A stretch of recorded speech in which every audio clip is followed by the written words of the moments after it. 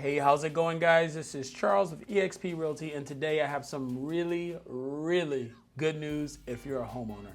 So today we're going to go over our market update for January 2025.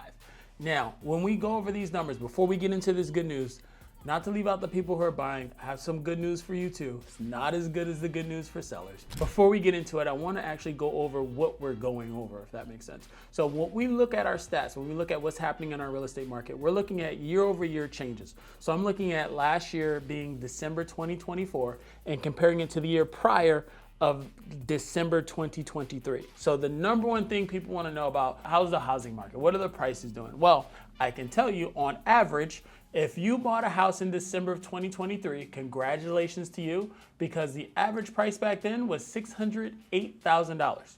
If you bought that house in December of 2023, guess what? That house is now worth, on average, $670,000. So that's a over 10% increase. So shout out to you. That's not doing any upgrades. That's not putting in a pool, redoing the backyard, kitchen. That's not paying down your debt, your mortgage that you have, because you get equity just off of that alone.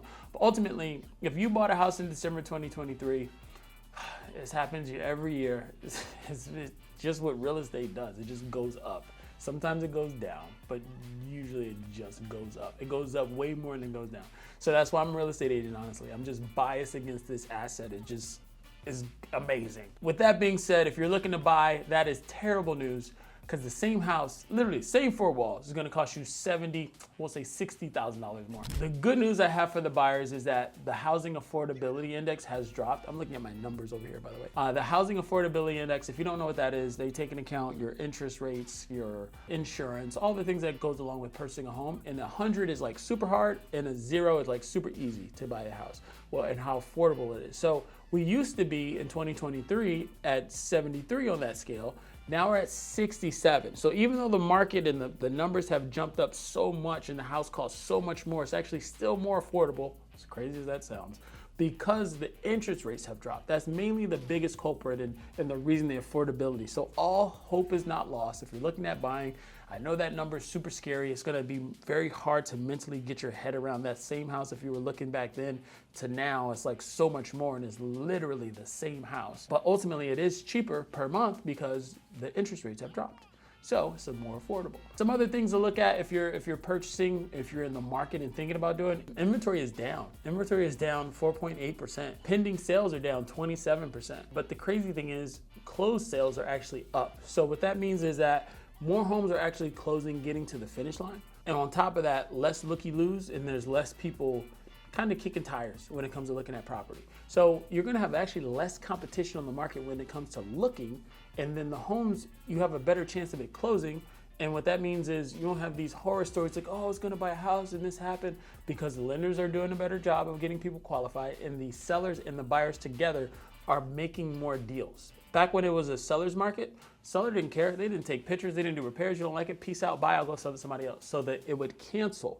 You would go under contract. You would show a pending sale, and then would pop back on the market because the deal didn't work. Somebody else would buy it, and the seller would be fine, but that buyer would be out of that contract. Or maybe the buyer couldn't qualify in the first place, and the lender just sent them off to go purchase. They got under contract, found out they couldn't buy.